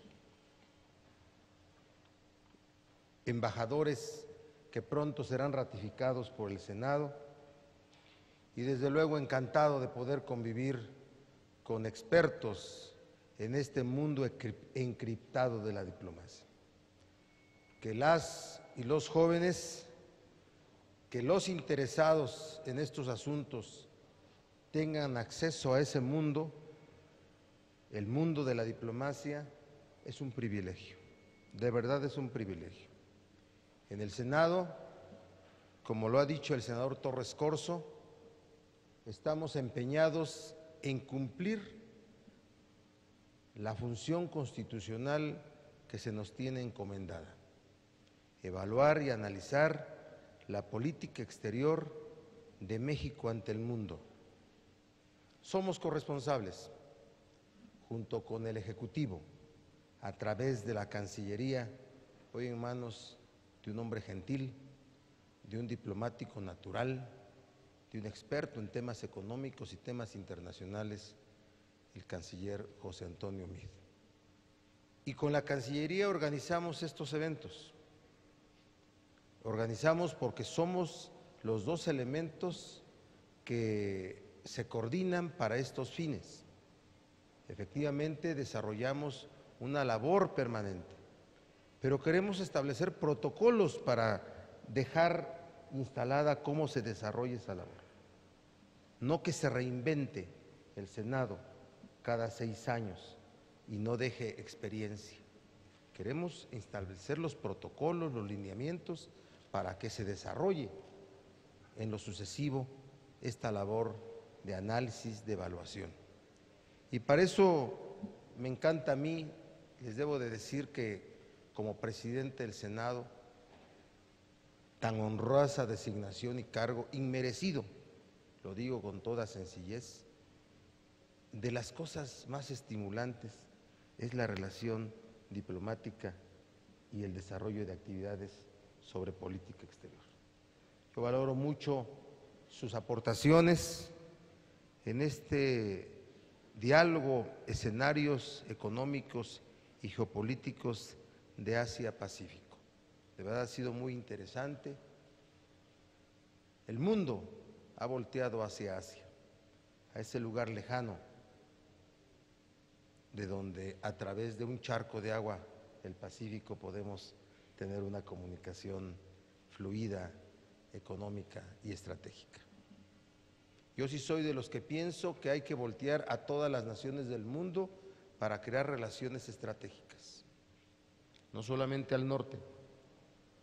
Hay que buscar relaciones en todo el mundo y de manera privilegiada a América Latina, de manera privilegiada. Hacer desde el Estado mexicano una política exterior de liderazgo moral, cultural, de beneficio comercial y económico, pero sobre todo recoger de otrora, de otra época, el papel tan importante que jugamos en los escenarios de la diplomacia del mundo. México tiene mujeres y hombres de extraordinario calado en esa materia.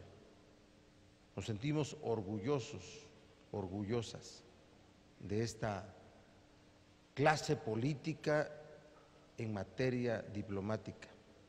De verdad que sí. Yo lo digo como reconocimiento que hace el Senado de la República a esta labor que se está desarrollando. Vean qué importante evento ha resultado, y lo mido no solamente por los diálogos, las mesas, que han sido del más alto nivel, sino por el interés de ustedes, las jóvenes, los expertos, los embajadores, que han hecho de este foro México en el mundo un evento extraordinario, extraordinario. Tenemos llena la sala del Auditorio Sebastián Lerdo de Tejada, en un edificio contiguo aquí enfrente, con pantallas. Tenemos lleno la parte alta en un salón llamado Vitrales, con pantallas, y están ustedes físicamente presentes en este patio central. Gracias a todos, gracias a quienes fueron parte de este panel, al embajador Sergio González Gálvez, embajador emérito de México. No, yo creo que los subsecretarios son un alma muy fuerte que le da consistencia al trabajo diplomático del país y no, como lo usted hizo llamar en un lenguaje poco diplomático, como perros de rancho. No, nuestro respeto para ellos.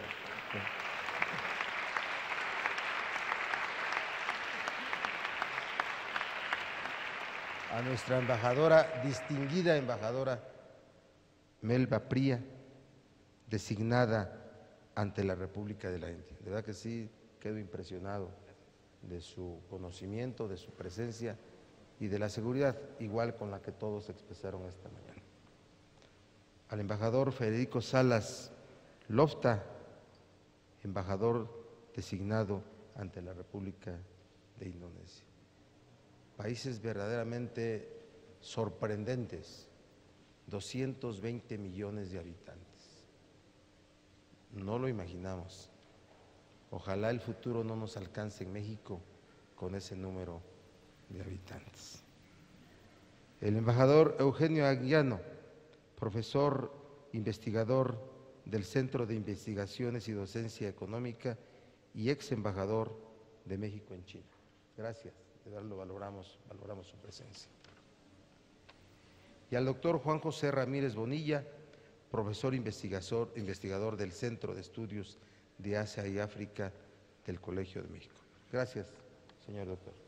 Y desde luego, al coordinador de esta mesa, de este diálogo, a nuestro embajador en el Senado, Teófilo Torres Corzo. Gracias, Teófilo.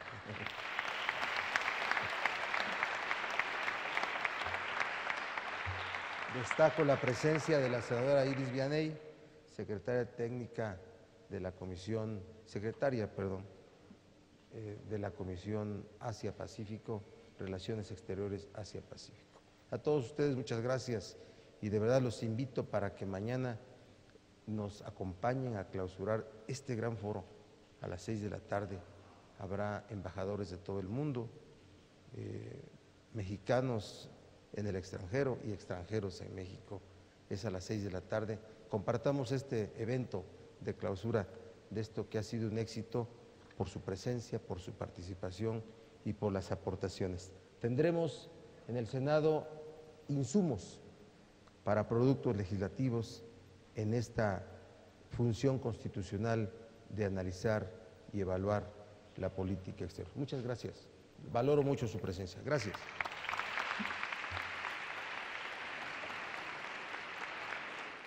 Bueno, pues de esta manera se llevó a cabo esta mesa redonda, escenarios económicos y geopolíticos en Asia-Pacífico, en los cuales los presentes analizaron los escenarios económicos Asia-Pacífico y el papel que juega México en este sentido. En este encuentro se contó con la presencia de embajadores, de legisladores, académicos y expertos en el tema. Bueno, pues de esta manera yo me despido, muchísimas gracias por su atención y lo invito a que permanezca en la señal del canal del Congreso, el canal de la Unión.